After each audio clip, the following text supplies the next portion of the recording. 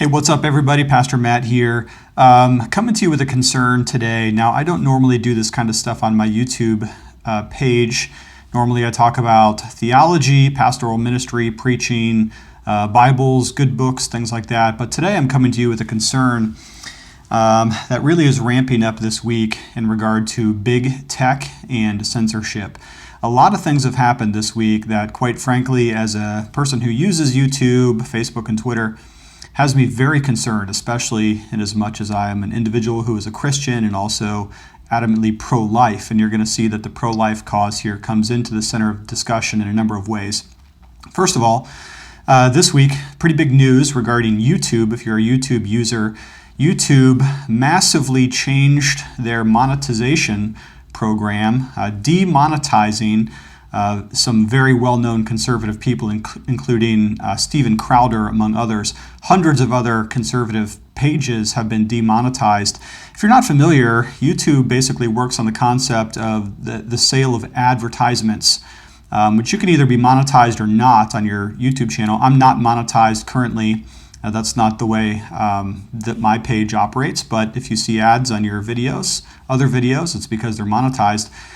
Well, a lot of conservatives this week were demonetized, meaning that they can't make their living off of putting up YouTube videos anymore.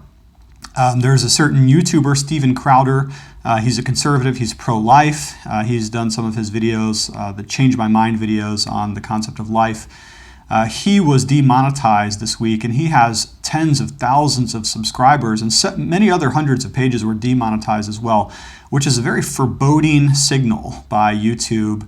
Essentially stating that if you hold to the cause of life, if you're pro-life and if you're conservative, some of your views are no longer going to be able to be acceptable on the YouTube platform anymore, especially if you want to make money off of those videos.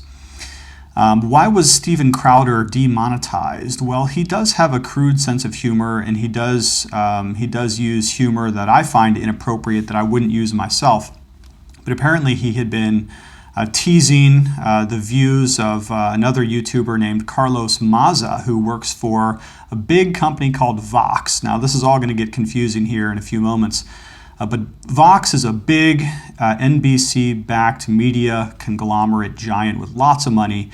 And Carlos Maza complained about Steven Crowder, teasing him from his YouTube videos. Now, Steven Crowder is an independent content creator, meaning he doesn't have the backing of big corporations behind him. But when Carlos Maza complained about Steven Crowder making fun of him, teasing him, even though Crowder's an independent, well, YouTube responded by demonetizing Crowder and many other pages of conservative YouTubers. Well, that wasn't the only thing that happened this week. There are some other things as well. Pinterest. Some of you have Pinterest as an app on your phone.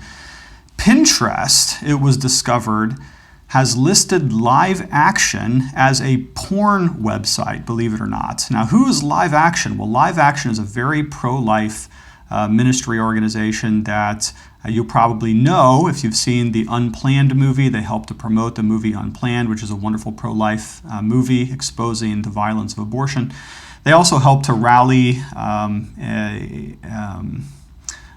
they put together a rally to protest Brian Sims from the state of Pennsylvania, who is a state representative who absolutely harassed some pro-lifers at a Planned Parenthood recently. He posted his outrageous videos on the internet, and it caused such a stir that they actually put together, Live Action and a few other pro-lifers put together a massive rally right in front of the same Planned Parenthood. So Live Action with founder Lila Rose have been doing good work of just bringing about these kinds of cultural clash, worldview issues, especially related to abortion, to the public consciousness. Now, here's what happened. Pinterest listed Live Action as a porn site so that you cannot pin or essentially tag anything related to Live Action on their website. Well, how do we know that happened? How do we know that Pinterest listed Live Action as a porn site, of all things? For goodness sakes, the most ridiculous thing I've ever heard.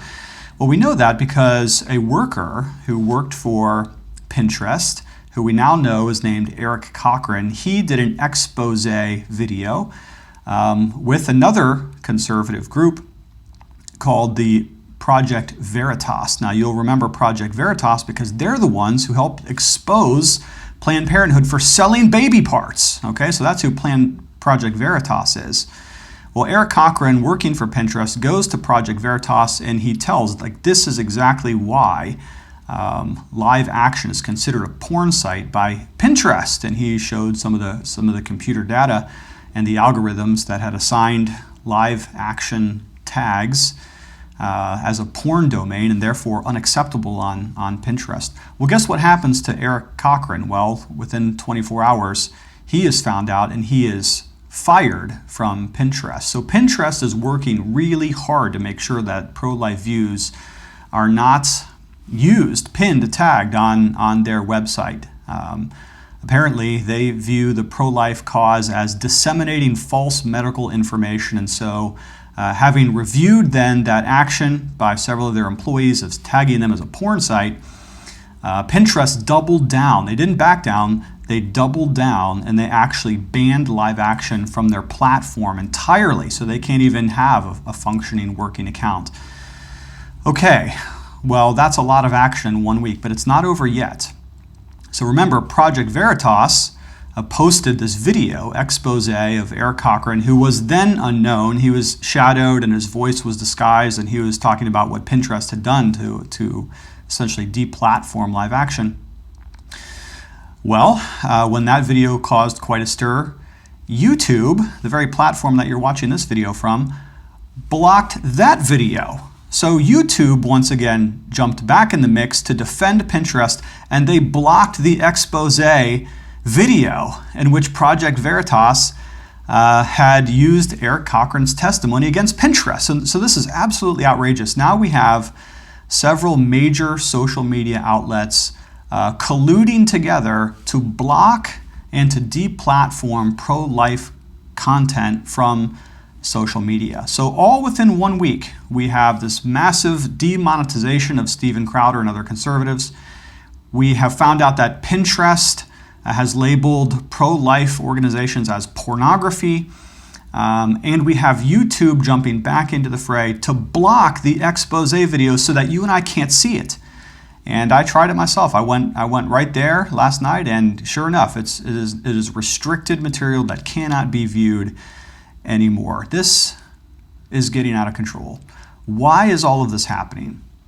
Why are the social media tech companies and firms working so hard to block the pro-life point of view? Well, because they don't want us to have accurate information. They don't want to see the pro-life movement gaining momentum and distributing our point of view. And our point of view is, of course, that all life is valuable, that we are made in the image of God, and even all the way down to the smallest child in the womb, we have value before God's sight. He views us as having the imago Dei, the image of God, and of course that is not an acceptable viewpoint anymore.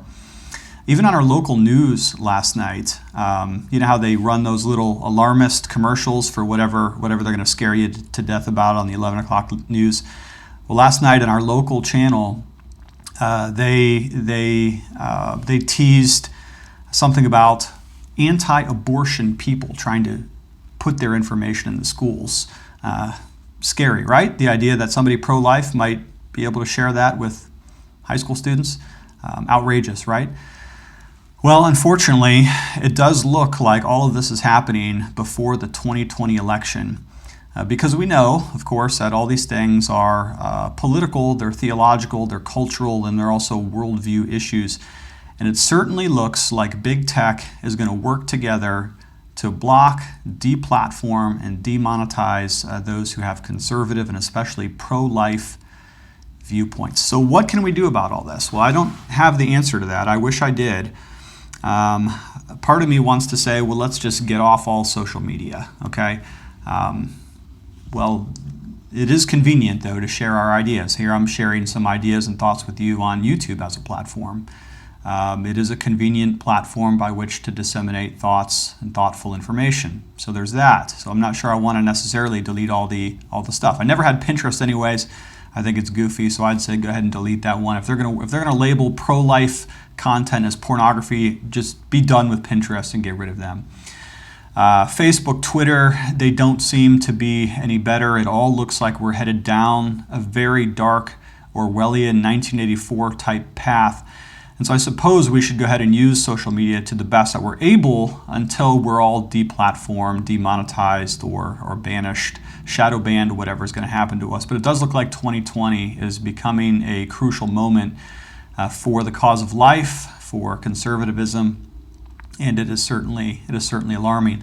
Now, one interesting development has also taken place this week, and that is that Jordan Peterson announced on the Joe Rogan show. You say Joe Rogan, that Joe Rogan from what was the show he did? Fear Factor a few years ago, and he's a UFC commentator. Believe it or not, Joe Rogan has one of the most popular podcasts of all on his YouTube channel, and they just discussed the launching of a brand new social media called thinkspot.com, if I have that right. It's not available for everybody yet, but they're doing some beta testing now. Apparently, this is going to be an alternate social media in which there is no viewpoint censorship. And by my account, that would be a very good thing to have a social media in which there is no viewpoint discrimination. You don't get shadow banned for being a conservative. You don't get banished from the platform for having Christian views. You don't get demonetized, deplatformed, banned, blocked for having pro-life views. That would seem to me to be a wonderful thing. Now, whether people will come to that platform or whether it will wither away and become nothing, I don't know. But it is all very concerning to me, and I do think thoughtful Christians, especially pro-life people, should be aware of some of these things that happened this week. It's a big week in social media, and that's pretty much all I have for you today. Thanks for checking in. Feel free to subscribe while you're still able. Who knows, maybe this video too will get blocked or shadow banned or whatever. Thanks for checking in. Love you lots. Talk to you later.